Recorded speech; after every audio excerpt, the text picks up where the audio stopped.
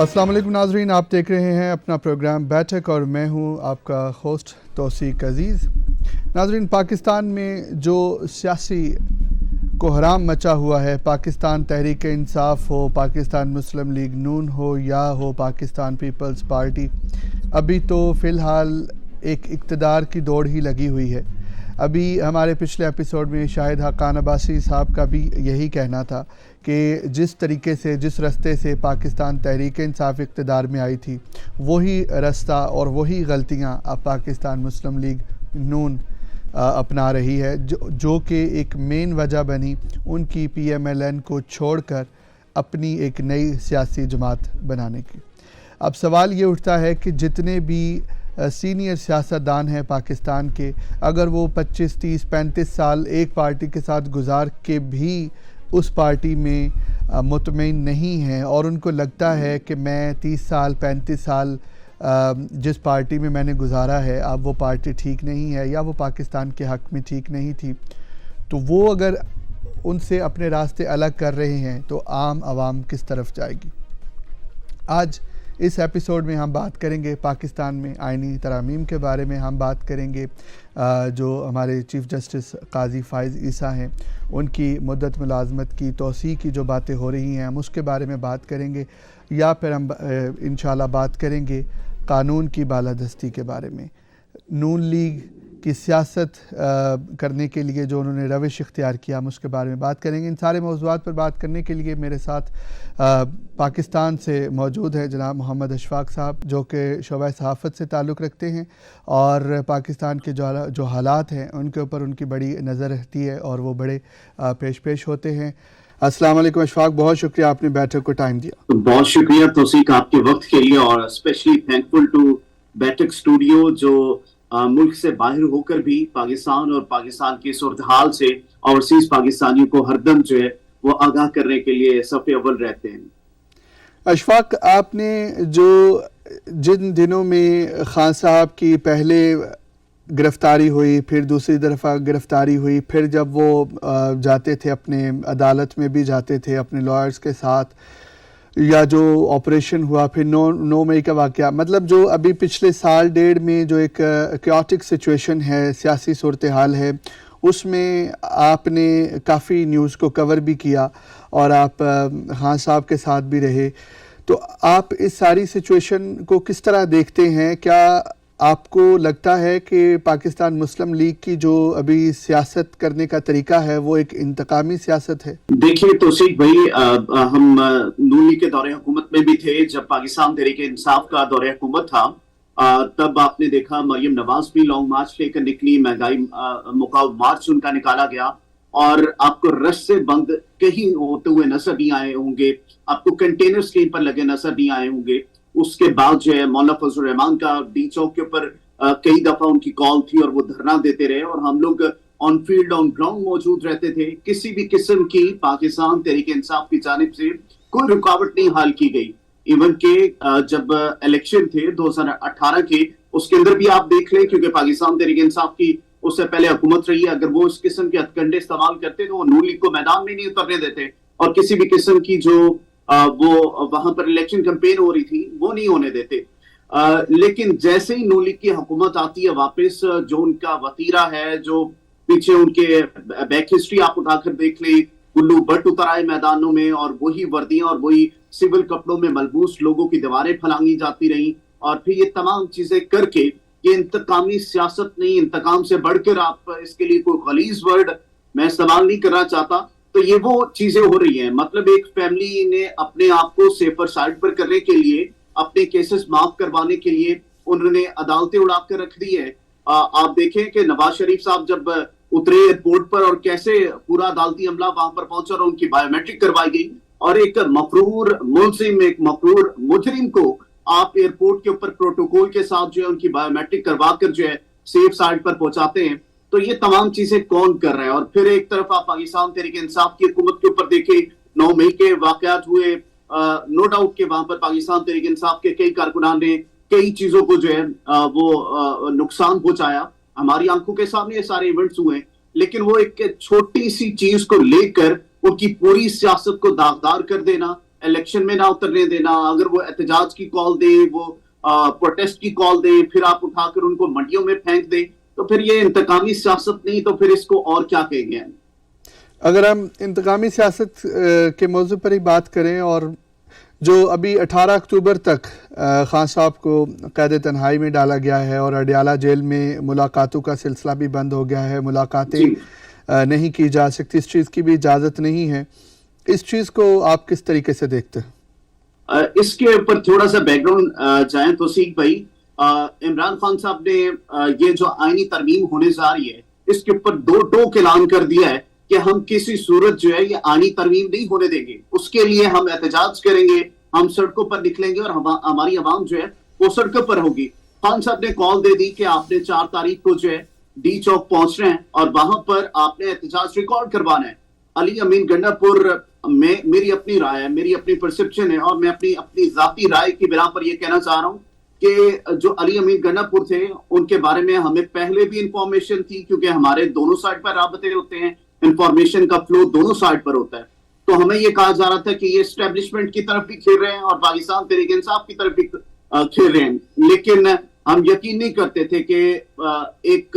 नडर leader के साथ ये शख्स खड़ा है और उसने जेल से खड़े होकर ये कह दिया था कि चीफ मिनिस्टर केपीके होगा। खैर वो वहां से काफिला शुरू हुआ, काफिला जब डी चौक पहुंचा तो ये साहब से राबते मुसलसल मोहसिन नकवी की तरफ से किए जा रहे थे कि भाई आप ये धरना, ये जो प्रोटेस्ट है आप किसी तौर पर डी चौक पर नहीं कर सकते। तो ये मजबूर हो चुके थे कि अगर ये ना करते, कारकुनान को रोकते कि हम प्रोटेस्ट नहीं करने जा रहे, तो खान साहब नाराज होते और पार्टी की आदत जो है इनके मुखालिफ हो जाती। तो एक तरफ खान साहब थे, एक तरफ इनके एस्टेब्लिशमेंट के साथ राबते थे। इन्होंने एस्टेब्लिशमेंट से हाथ खड़े कर लिए कि भाई मैं किसी सूरत एहतजाज कैंसिल नहीं कर सकता, मैं मुसाकरात नहीं करूंगा आपके साथ, आपने जो बात करनी है खान साहब के साथ करें। और खान साहब का दो टोक मौक़िफ़ था कि मैं किसी सूरत ये एहतजाज कैंसिल नहीं करूंगा। खैर वो एहतजाज लेकर केपीके से यहाँ निकले और जब पहुंचे वो उनको मोटरवे के ऊपर खंदकें खोदी गई, सारे इवन के हमने फुटेजेस देखी, हम लोग ग्राउंड पर मौजूद थे। मोर देन 180 कंटेनर्स इस्लामाबाद से पहले रबात के करीब यह मुकाम था, वहां पर 180 कंटेनर से जिनको सड़क के दरमियान लगाया गया और फिर वो हटाए गए। कई घंटे तक जो है अली अमीन गंडापुर खुद जो है वो शैली का शिकार होते रहे, लेकिन वो मुसलसल उस काफिले के साथ चलते रहे। लेकिन जैसे ही वो अगले दिन जो है 11 बजे का वक्त था, वो रवाना होते वापस वहां से, रात को उन्होंने स्टे किया वहीं पर एक निजी होटल में, वो सारे कारकुनान वहीं पर रुके। तो जब इस्लामाबाद की हदूद के अंदर वो दाखिल होते हैं तो अचानक जो है ये कोई सेंटोरस मॉल के करीब काफिला पहुंचा था। अली अमीन गंडापुर दूसरा रास्ता इख्तियार करते हुए वो जो है केपी हाउस पहुंच जाते हैं और वहां पर जी इनकी डील होती है, क्या चक्कर होता है, वो चीजें तो अब मंजर आम पर नहीं आई। तो वो वहां से तकरीबन 22 से 24 घंटे रूह पोश रहे और अगले दिन असेंबली के अंदर आकर जो है वो एक बनी बनाई कहानी सुना रहे हैं कि जी मैं 12 जिले क्रॉस करके पैदल करता हुआ जो है केपी के असेंबली के अंदर पहुंचा हूं। तो ये सारी चीजों को पीछे करने के लिए कि अगर अभी खान साहब से किसी भी वकील की मुलाकात करवाई जाती है या उनकी बहनों की मुलाकात होती है या कोई सहाफी की उनसे मुलाकात होती है तो अली अमीन झूठा पड़ जाएगा। और अली अमीन ने ये सारा जो है कहा कि हमारे राब्ते हुए हैं खान साहब से, तो खान साहब से अब तक कोई राब्ता नहीं हो पाया। तो खान साहब से इसीलिए 18 तारीख तक कट ऑफ किया गया है कि कारकुनान को असल सिचुएशन से, ग्राउंड सिचुएशन से जो है वो रियलिटी उन तक ना पहुंच सके। तो ये बेसिक रीजन थी खान साहब को 18 तक जो है कैद तन्हाई में रखने के लिए। लेकिन इस सारे निज़ाम में आप समझते हैं कि अली अमीन साहब पीटीआई के मफाद में काम नहीं कर रहे? वो इसके लिए एक शेर मुझे याद आ रहा है, मैं साजिशों में घिरा एक यतीम शहजादा, यहीं कहीं कोई खंजर मेरी तलाश में है। तो अकेले खान साहब ग्राउंड के अंदर रह गए। हमारी उम्मीदें वाबस्ता थी पाकिस्तान तहरीक इंसाफ के जितनी भी लीडरशिप थी। आप देखें कि वहां पर लोग जो है मेरे जैसे middle class, lower middle class सहाफी वहां पर शेल खाते रहे, वहां पर रबर की गोलियां बरसाती रही और वहां पर मिडिल क्लास जो पाकिस्तान तहरीक इंसाफ के वर्कर थे वो सीने चौड़े करके पाकिस्तान तहरीक इंसाफ के लिए, इस पाकिस्तान के बेहतर मुस्तकबिल के लिए, हकीकी आजादी की जंग के लिए वो निकले हुए थे। और जो वहां पर गले फाड़ फाड़ कर सोशल मीडिया के ऊपर अली अमीन साहब कहते थे कि जी मैं मेरा सीना हाजिर है, मैं सीने पर जो है वो शेल खाऊंगा, मैं गोलियां खाने के लिए तैयार हूं। लेकिन जब गोलियां खाने की बारी आई तो वो कहते हैं कि जी मैं ऊपर छत के ऊपर लेटा हुआ था और पूरी बारिश जो है मैंने अपने सीने के ऊपर बरसाई है। आप बारिश के अंदर लेटे रहे हैं और वहां पर आपके कारकुनान जो है वो सारे शेल खाते रहे। और मुझे अभी तक वो कारकुनान के अल्फाज याद आ रहे हैं, वो कह रहे थे कि हमें तो गैब से मदद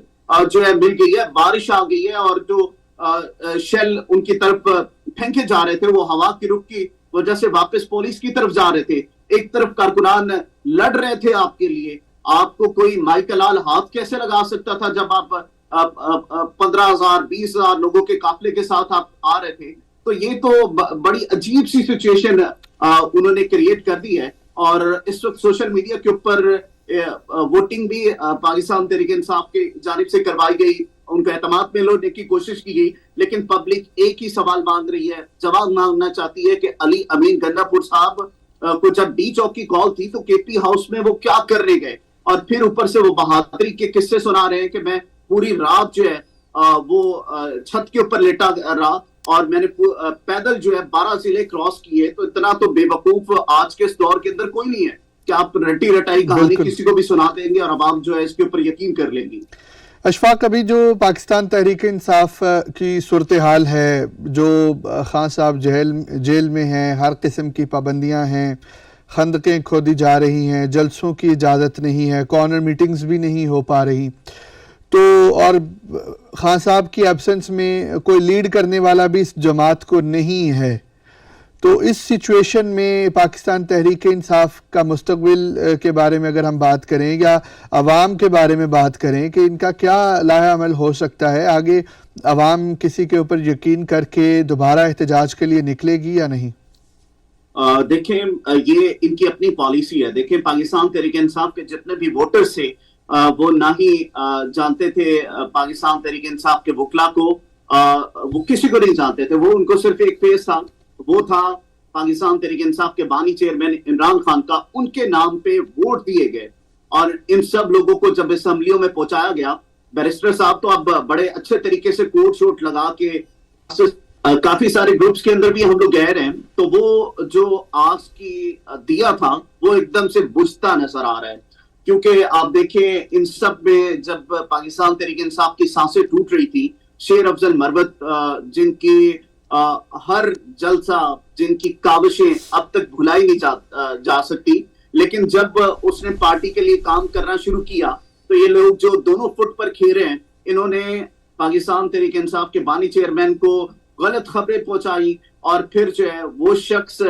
हार कर घर बैठ गया। उसको कोई कोरोना नहीं है, उसने कह दिया मुझे कोरोना है, मैं एक माह तक जो है वो घर से नहीं निकल सकता। तो ये हमें भी पता है वो दिल उसका टूट चुका है। वो किसी सूरत अब पाकिस्तान तहरीक इंसाफ की जो अंदरूनी पॉलिटिक्स है उसने पार्टी को सबोताज कर दिया है। अब यही है कि आखिरी जो उम्मीद बची है वो खान साहब है। खान साहब के अलावा कारकुनान को किसी के ऊपर कोई यकीन नहीं रहा, चाहे वो बैरिस्टर गोहर है, चाहे वो अली अमीन गन्नापुर हैं, चाहे वो अली मोहम्मद खान है, और ये तमाम के तमाम लोगों के ऊपर एतमाद इस वक्त उठ चुका है। अभी भी कारकुनान वहां पर मौजूद हैं। वो जो 600 लोग जेलों के अंदर पड़े हुए हैं, अली अमीन गन्नापुर तो वो भाग भगा के केपी के असेंबली में पहुंच गए। तो जो बेचारे इनके साथ वहां से एहतजाज के लिए आए थे वो अब 6-6 माह जेलों में सड़ेंगे। उन बेचारों का क्या कसूर था? वो तो आपके साथ आए थे, उनकी कौन आवाज बनेगा? तो ये तमाम चीजें जो है इन सब ने मिलकर पाकिस्तान तहरीक इंसाफ का ग्राफ बिल्कुल लो ले आए। और ये जो नून लीग का हथकंडा था वो मुझे काफी हद तक जो है कामयाब होता नजर आ रहा है कि पाकिस्तान तहरीक इंसाफ को खुड्डे लाइन लगाना है, और वो काफी हद तक उसमें कामयाब हो चुके हैं। आपको भी लगता है कि शेर अफजल मरवत साहब ने जितनी मेहनत की है पाकिस्तान तहरीक इंसाफ को, उन्होंने बड़ा एक मजबूत कंधा दिया पीटीआई को उन हालात में जब बिल्कुल अवाम पूरी मायूस हो चुकी हुई थी, पीटीआई भी बिल्कुल ख़त्म हो चुकी थी, दिन के 5-5, 6-6 इंटरव्यूज़ आ रहे थे और इस्तीफ़े दिए जा रहे थे, तब अफजल मरवत साहब ने पीटीआई को सहारा दिया। तो आपको भी लगता है कि उनको भी मायूस किया गया है और उनको भी वो क्रेडिबिलिटी या वो ایک دفعہ مایوس نہیں کیا گیا. ایک شخص ہوتا ہے کسی پر اعتبار کرتا ہے ایک دفعہ, دو دفعہ, تین دفعہ, لیکن بارہا دفعہ آپ اس پارٹی کی وجہ سے اپنی فیملی کو جو ہے وہ تباہ کر دیں, آپ اس پارٹی کی وجہ سے اپنے فارم ہاؤس پر حملہ کروائیں, آپ اس پارٹی کی وجہ سے اپنے گھر کو آگ لگوا بیٹھیں, اپنی سارا سکون تباہ کر بیٹھے, اور پھر پارٹی کی طرف سے آپ کو کہا جائے کہ آپ غدار ہیں, آپ پارٹی کے غدار ہیں, آپ کسی صورت جو ہے آپ کو استعفیٰ دیں, خان صاحب کی طرف سے ان کو پریشرائز کر کے غلط خبریں پہنچا کر آپ کے خلاف نوٹسز جاری کروائے جائیں کہ غدار ہے, یہ پارٹی کا امیج جو ہے وہ خراب کرنا چاہتا ہے, یا ملک کے اندر انارکی کی سچویشن لانا چاہتا ہے, تو کتنی دیر کوئی برداشت کرے گا؟ تو پھر اس نے الٹرنیٹ یہی ہے کہ اس نے سائڈ لائن ہونا ہے, اپنی عزت بچانی ہے. وہ ابھی بھی شخص اسی جذبے کے ساتھ ڈٹا ہوا ہے, ہمارے پرسنل رابطے ہیں ان کے ساتھ, لیکن جس طرح پارٹی نے انہیں مایوس کیا ہے اس کو خان صاحب کے ساتھ کوئی گلا نہیں. گلا ہے تو یہ چند مغربت جنہوں نے آ کر قبضہ کر لیا ہے تحریک انصاف کے اوپر, ان سے ضرور گلا ہے کہ سوشل میڈیا کے اوپر چھاتیاں چوڑی کر کے باتیں کر رہی تو سب کو آتی ہیں, لیکن مطلب آپ کو لگتا ہے کہ اگر خان صاحب دوبارہ آواز دیں گے, موقع ملے گا افضل مروت صاحب کو, تو وہ آگے آنے کو تیار ہیں؟ 200% ضرور نکلیں گے وہ انشاءاللہ. اگر ابھی ہم تھوڑا سا آئینی ترامیم کے بارے میں بات کریں, اشفاق, جو ترامیم لائی جا رہی ہیں اس بارے میں, یا جو بات ہو رہی ہے, پارلیمنٹ اس سے بے خبر ہے. جی, اگر پارلیمنٹ اس سے بے خبر ہے تو یہ ترامیم کون لانا چاہ رہا ہے؟ اس سے فائدہ کیا ہوگا, کس کو نقصان ہوگا؟ اس سے فائدہ تو ڈیفینیٹلی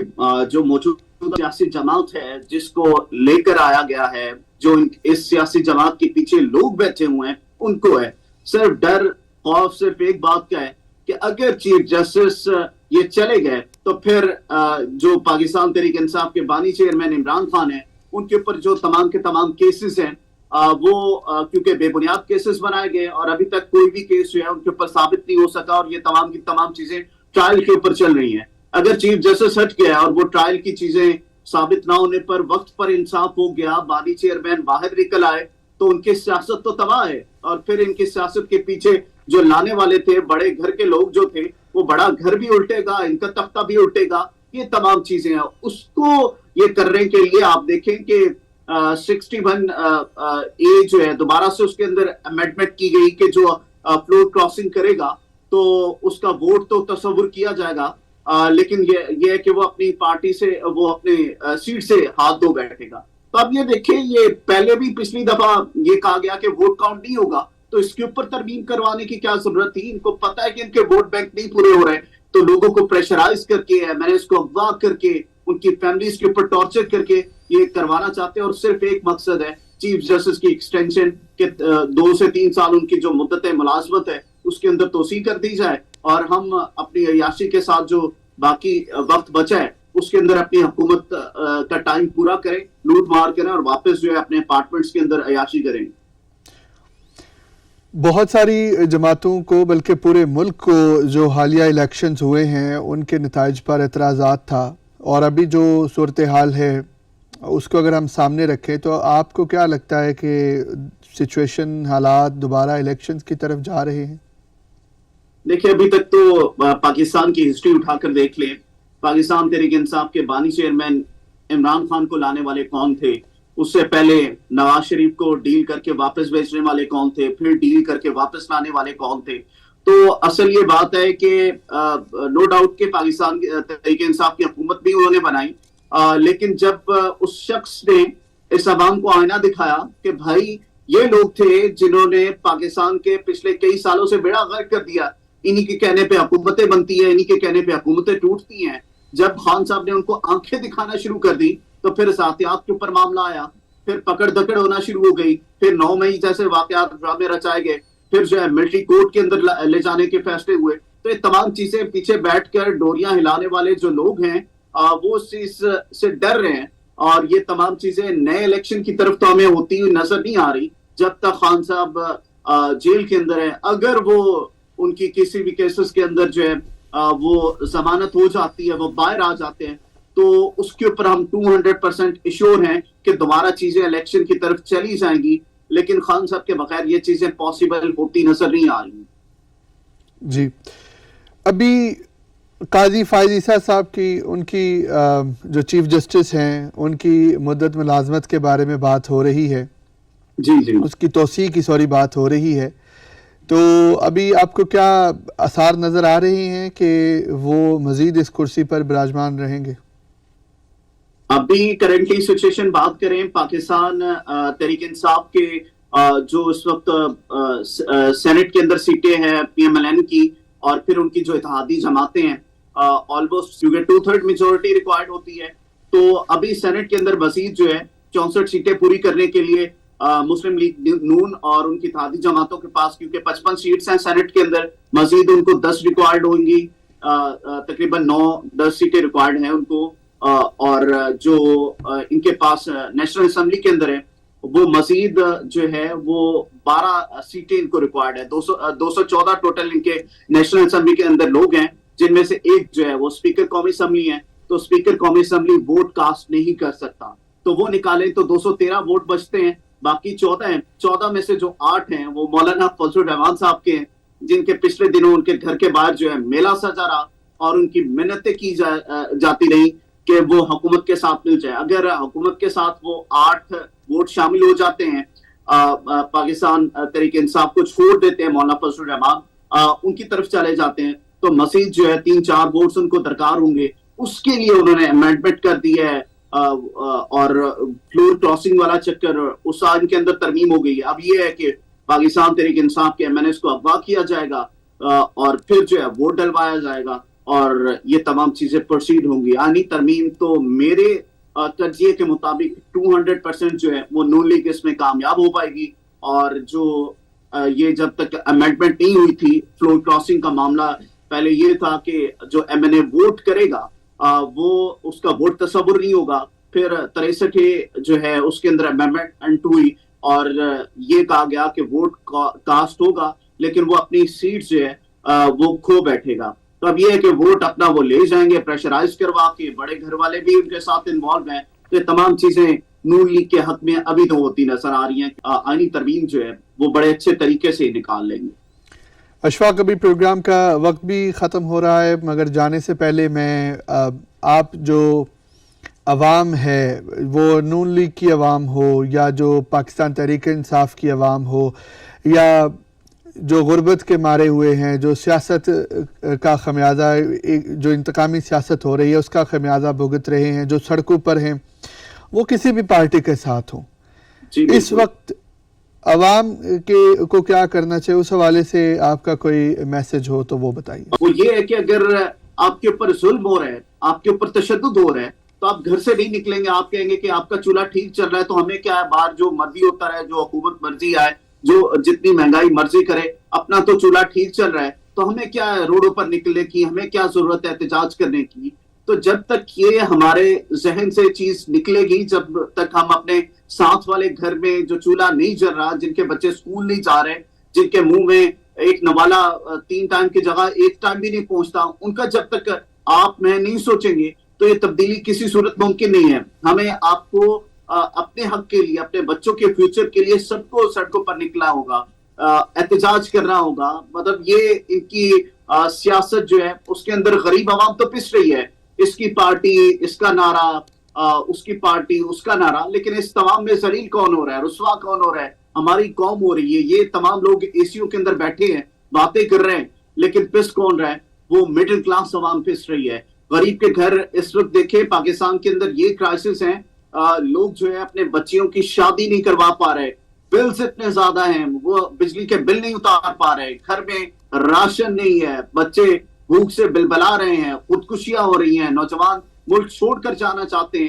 ان سب کی فکر نہیں ہے حکومت کو۔ حکومت کو یہ فکر ہے کہ کون سی پارٹی کو پیچھے کر رہے ہیں، کس کو جیل کے اندر ڈالنا ہے، کس کے اوپر کیا کیس لانچ کر رہے ہیں، اور کون سی لاشوں کے اوپر کیسے سیاست کرنی ہے، صرف یہ چیزیں چل رہی ہیں۔ تو ان تمام چیزوں سے نکلنے کے لیے صرف یہی ہے کہ ہم سب مل کر یکجہتی کے ساتھ نکلیں، اپنی عوام کو سوچیں، پارٹیوں سے بالاتر ہو کر۔ آپ جب تک یہ شخصیت پرستی سے نہیں نکلیں گے تو یہ تمام چیزیں جو ہے بہتری کی طرف نہیں جائیں گی۔ تو ہمیں شخصیت پرستی سے نکل کر अपने आसपास के तमाम लोगों के बेनिफिट्स के ऊपर सोचना चाहिए। तो इंशाल्लाह पाकिस्तान आने वाले दिनों में इंशाल्लाह कुछ ना कुछ उम्मीदें जो हमारी बाकी हैं, अगर वो दम ना तोड़ी तो इंशाल्लाह जरूर तरक्की करेगा। लेकिन इस वक्त हमारी भी आखिरी पल्स चल रही है और ये पल्स जो है उसका इंतजार कर रहे हैं कि कब तक चलती रहेगी और कुछ मामलात बेहतर होंगे। हम अपनी कोशिश कर रहे हैं, हम फील्ड के अंदर भी जो है नाउमीदी को खत्म करने की कोशिश करते हैं कि कोई बात नहीं, ये चंद दिन है जबर के, खत्म हो जाएंगे, उजाला आएगा, रोशनी होगी और फिर हम अपनी तरक्की के मनासिल की तरफ गामजन हो जाएंगे। बिल्कुल, बहुत शुक्रिया मोहम्मद अशफाक साहब आपका, आपने बैठक स्टूडियो को वक्त दिया। नाजरीन, हमारे साथ पाकिस्तान से मौजूद थे पॉलिटिकल एनालिस्ट जनाब मोहम्मद अशफाक साहब। आज हमने बात की है पाकिस्तान तहरीक इंसाफ, पाकिस्तान मुस्लिम लीग नून के साथ साथ पाकिस्तान के अंदर कानून की बालादस्ती और आइनी तरमीम के हवाले से। फ़िलहाल जो सिचुएशन है, जो हर बंदा एक अपना ओपिनियन, अपना तज्ज़िया तो दे सकता है, लेकिन यकीनी तौर पर या वाज़े तौर पर अभी तस्वीर कशी हालात की नहीं की जा सकती। जहाँ पर पाकिस्तान तहरीक इंसाफ बहैसियत अपोजिशन पार्टी और बहैसियत पाकिस्तान नंबर 1 पॉलिटिकल पार्टी को हुकूमत के साथ और दूसरे इदारों की तरफ से जो नुकसानात तो हैं ही, लेकिन पाकिस्तान तहरीक इंसाफ को अपने अंदर जो उनके पीटीआई के सरबराहान हैं उनकी तरफ से भी काफ़ी टफ़ टाइम दिया जा रहा है। कौन इनकी सफ़ में खड़ा है, कौन सामने खड़ा है, इस बारे में फ़िलहाल कुछ नहीं कहा जा सकता। आवाम बहरहाल बेयारो मददगार नज़र आ रही है, और क्योंकि उनको पीटीआई की तरफ से कोई लीड करने वाला नहीं है। चंद महीने पहले, 1 साल पहले जब खान साहब को अरेस्ट किया गया, तब बड़े गिले शिकवे होते थे कि अवाम निकलने को तैयार नहीं है। अब पंजाब हो, सिंध हो या KPK हो या बलूचिस्तान हो, कश्मीर हो, सब हलकों से, सब इलाकों से, सब प्रोविंसेस से अवाम तो निकल रही है, लेकिन उनको लीड नहीं किया जा रहा। तो अवाम ने ये जो इल्ज़ाम था वो भी साफ़ कर दिया है। अब पाकिस्तान तहरीक इंसाफ के जो सरबराहान हैं खान साहब की एब्सेंस में, जिनके पास पीटीआई की भागदौड़ है, जिनके सर ये ज़िम्मेदारी है, उनको देखना है, सोचना है कि वो इस वक्त कहाँ खड़े हैं। और ये बिल्कुल पीटीआई के हक़ में या ख़िलाफ़ की बात नहीं है। इसी तरह पाकिस्तान मुस्लिम लीग नून है, पाकिस्तान पीपल्स पार्टी है, उनको भी देखना चाहिए कि ओवरऑल बड़े स्पेक्ट्रम पे अगर हम देखें तो पिछले 75 सालों से वो पाकिस्तान के ऊपर हुकूमत कर रहे हैं। अच्छे बुरे अदवार से वो गुज़रे हैं। जहाँ पर पाकिस्तान में तरक्की का वो क्रेडिट अपने सर लेते हैं, वहीं पर जो पाकिस्तान की मुआशी सूरत हाल है, जो सेहत का निज़ाम है, तालीम का निज़ाम है, जो नुकसान जमहूरियत को पहुंचा है, कानून का जो नुकसान हुआ है, वो भी ज़िम्मेदारी बहरहाल उनके सर भी जाती है, और उनके साथ साथ और जो जमातें हैं इंक्लूडिंग पीटीआई जिन्होंने हुकूमत की है। तो जहाँ पर पीटीआई के ऊपर ये सवाल है, ज़िम्मेदारी है, वहीं पर नून लीग और PP के ऊपर भी ज़िम्मेदारी है कि आज वो कहाँ खड़े हैं। 75 साल 78 साल हुकूमत में से अगर आप 30-35 साल 40 साल इनके हिस्से में हुकूमत आती है, तो इतने 3 दहाइयों से हुकूमत करने के बाद भी अगर पाकिस्तान के ये हालात हैं, तो सोचने वाली बात है कि इसका असल ज़िम्मेदार है कौन। इसी बात के साथ आप अपना और अपने चाहने वालों का ख्याल रखें। अल्लाह हाफ़िज़।